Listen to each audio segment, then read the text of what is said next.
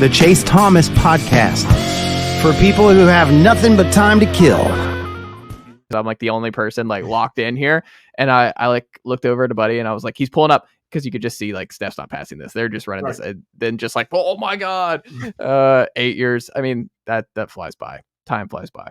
And then you read another Klay Thompson quote, and you're just like, oh yeah, a lot of time has passed by. Klay Thompson's talking about retirement again. This is not great. I don't like any of this. Corban, should the Lakers give LeBron James a multi-year contract extension this offseason? Because now it's out there. Multi-year extension is what LeBron's looking for. Do you think that's in the best interest of the Los Angeles Lakers at this point? I mean, what has he shown to prove that he does? I'm just kidding. Yeah.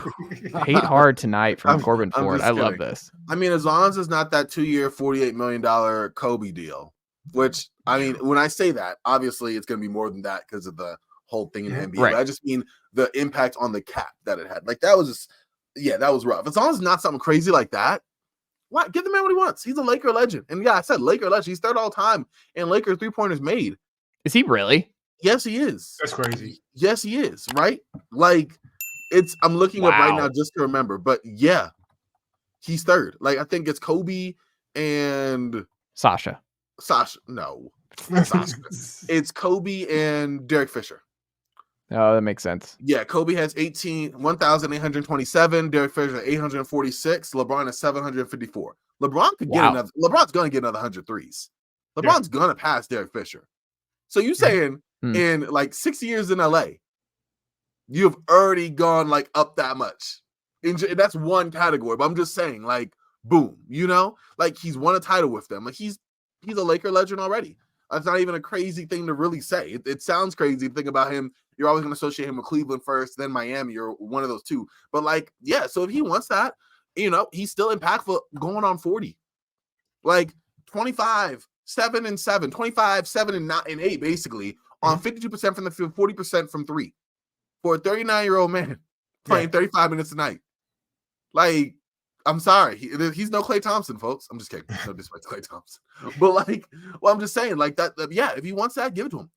I don't, even if he were to fall just straight off a cliff after this, which, you know, LeBron's already pushed Father Time better. Like at this point, any other player at 39, 40 was a role player. Mm-hmm.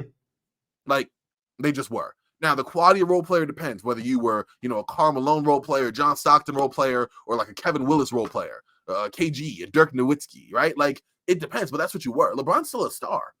So if you pay him these 2 years and he falls off a cliff and then he becomes Dirk, okay, and you know what I mean? Like, I don't know. Mm-hmm. I think it just, yeah. I will say this is hilarious. It also shows how long LeBron's been in the NBA. He's played with LA more than he's played with Miami, obviously. So he's 11 seasons in Cleveland, 6 seasons in LA. It doesn't feel 4 like 6 in years. Miami. Crazy. Get a 2-year extension, 11 in Cleveland, 8 in LA. And a 4-year massive footnote in Miami. Isn't that insane? That is insane. It really is. It feels like yesterday. And by the way, while you were talking, I thought about this, though. Doesn't it feel like just yesterday what Vince Carter was doing in his 20th year was incredible? Yeah. It does. And now LeBron is like, man, it's wild. Vince was good. Man, Vince deserves a lot more credit for being able to adjust his game later in his career. Like, Vince is an all-time great like success story of a player aging and a supreme athletic player just aging as gracefully as Vince did. And also the narrative surrounding Vince just changing so much. Like, he became like one of the most beloved stars of his era. And that was not the case, especially in Orlando, where he was getting a lot of grief over what happened when he was the big trade for the Magic years and years ago. And then he was fun in Dallas. And then he hung around. He just kept reinventing himself. So I feel like Vince is like an all-time great success story, but an interesting long-term career. He did extend it, yeah. I mean, he was a valuable role player, but like dude averaging like 5 points per game, which at 42, great. LeBron, and he was shooting 40+% from three in his later years. Like Vince was, Vince could still shoot right now. You put Vince in there for 2 minutes a night. Yeah, he always could. Vince is hitting. Well, here's the thing. I think Vince played so long, we forget. You could basically split his career in half. Half as a star, half as a role player. Yeah. You know? But LeBron, I mean, he came to LA at age 34. Yeah. Like, that's like, we thought the twilight. We thought the twilight when he got there. And since then, age 34, he averaged what? I'm going to read it right now. 27 points per game, 25 at age 35, 25 at age 36, 30 at age 37, 28 at age 38, 25 at age 39. Like, if that's not a model of consistency, I don't know what to tell you. You know what I mean? Like, he's okay. Another funny thing. So we're just gonna go LeBron. In Miami, over 4 seasons, he averaged 26 points per game, 6.5 rebounds, 7.5 assists. In Cleveland, over his 11 seasons, 27 points per game, 7 rebounds, 7 assists. In LA, over 6 seasons, 27 points per game, 7 rebounds, 8 assists. Like, that's what I'm saying. Like, dude, like, what are we doing? Give him his money. There's your answer. yeah. They got other stuff to figure out in LA. LeBron's definitely not. Man, have y'all seen Spencer Dinwiddie out there? I have not. He's not the problem, but it's been bad. He's not going to save the season, is what you're saying. No. Spencer Dinwiddie he's not been great. I mean, I love the downhill that he gives the Lakers, that element, right? Another guy to put pressure on the rim. That's about it. I'm not gonna lie. I kind of thought he was cooked already. Like, it was a bigger name, the best free agent signing, and that's not saying a whole lot. This crop of buyout guys was not great. I mean, Mike Muscala joins the ranks. I'm sorry. So yeah, I agree with you. It's just not been super good. Is it a failure though that LeBron only has 1 title in LA? Does that mean is this an all-time failure by the Lakers that we will look back on history and like, how did you only get 1? Because I think it's, unless something dramatic changes here, it's gonna be 1 for LeBron. But here's the thing: 2020 they win. Yeah. Well, 2019 it was a team in flux, right? 2020 they win. 2021 you change the team, you go lean more into offense, you bring in Dennis Schroeder, you bring in Montrezl Harrell, right? You still play really well, but then you have unfortunate injury history in the playoffs, right? Or injury luck in the playoffs. You're out. AD goes down, LeBron's hampered. That's a wrap, right? That would have been to happen in a year. 2022, you make the horrible Russ deal. That's a wash. Yeah. 2023, you're undoing the Russ deal. You make a run to the Western Conference Finals. That's great, right? And here we are, 2024. Now, in the midst of this, you have had good competition all the way around. Like, the Lakers, obviously, 2022, 2023 is kind of a wash because by the time they got there, 2023, Denver was clearly better than them. 2022 missed it entirely. In 2021, that Phoenix team was good, but the Lakers weren't healthy. So it's a lot of what ifs. But I don't think you look and go, the Lakers had like this opportunity, this opportunity, this opportunity. Once they made that trade for Russ, they killed it. They just did. Like, once they, and I love Russ, but once they made their trade for Russ, not even getting a Russ the player, but giving up the players they gave up to get him, they basically said, yeah, we're good. That one was great. Because now, I'm sorry. Never made sense. Never. Sorry to cut you off. No, please, Kenny, do. No, you're right. Because like a LeBron type point guard is, and Kyrie is different because he's Kyrie, but LeBron needs a point guard who kind of a 3-and-D point guard in a sense, somebody who will kind of space the floor, play some defense. But if you have LeBron James on your team, he needs to have the ball and make all the decisions because he's just that smart of a player.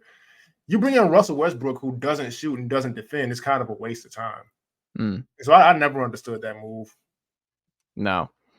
And it's also a big what if you just brought back Kyrie for those last 2 years. Like, if Kyrie was like, that's an interesting what if they had just back in Cleveland, he probably never goes to LA. Yeah. You know, if Kyrie comes back, I mean, who knows? It's crazy. But like, as far as the Lakers there, it sucks, but they did to themselves, management, front office, and I guess to a lesser extent LeBron as well. I don't know how you looked at that team and said, it didn't even work in 2K. Like, there was no universe, fictional or otherwise, where that would have worked. But anyway, give him his money, give him the contract. You know, you sound excited about build it. Around him. Me? Yeah, you're excited about it. Listen, I'm just in a place where, like, here's the thing. I'm just not very. Anthony Davis is a very good player, great player, even, right? Top 75, should be all that stuff. I don't like handing him the keys. And when I say that the dude's 30 now, he's gonna be 31 next season. The key should have been his already. Like, we shouldn't still be. It shouldn't be as LeBron dependent. As great as LeBron is, it shouldn't be entirely dependent on LeBron. AD is just a very good 1B, like a very good 1B, and that's not great. Like, you're gonna pay LeBron, who's one thing I can definitely say for sure. Like, we're getting the healthiest season we've gotten from LeBron in a while. He's still playing injured with that ankle, right? His health is not going to miraculously get better over the last 2 years. It's actually steadily gotten worse, right? Since he's been to LA. Like, his first. Isn't it interesting? They're kind of having twilight years in the same way that Kobe had him in LA, where you're not competing for titles, and it's just kind of like, we're just gonna ride this out, and we're gonna pay you, and you're gonna get your money, and then we're gonna be kind of screwed after you're gone. We don't really have a plan here.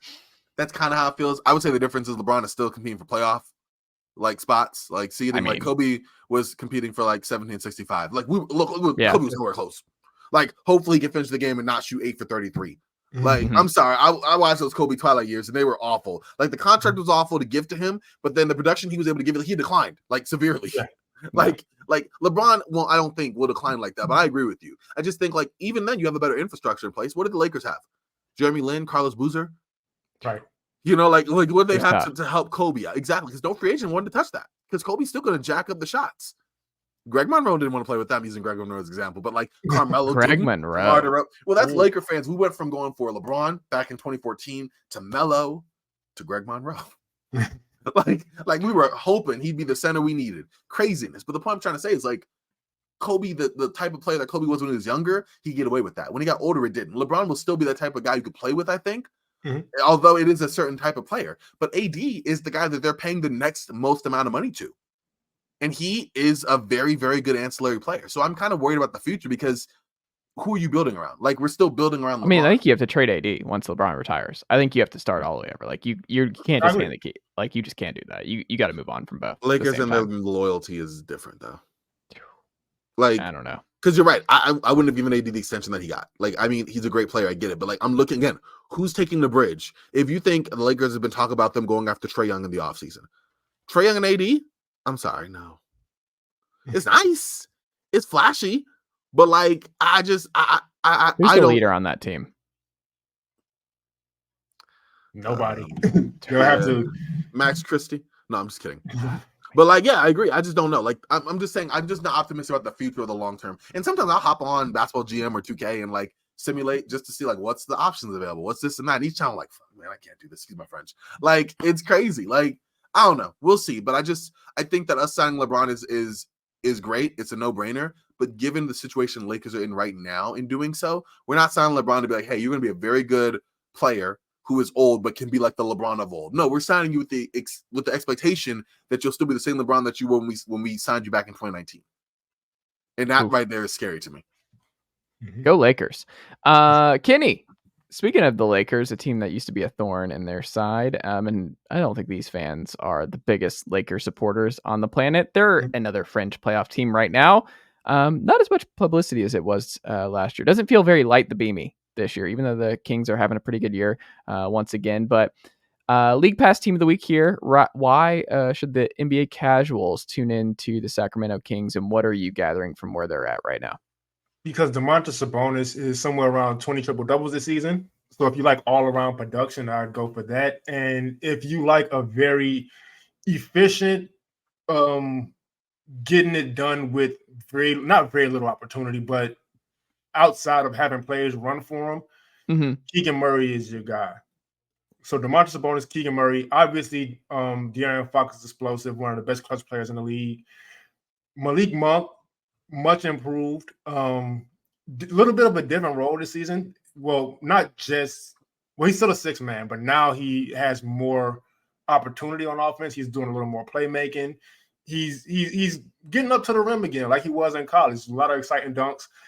The Sacramento Kings are a very fun team. Now, how far they'll get, I don't know. Nicely done, nephew. The Chase Thomas Podcast. Hell yeah.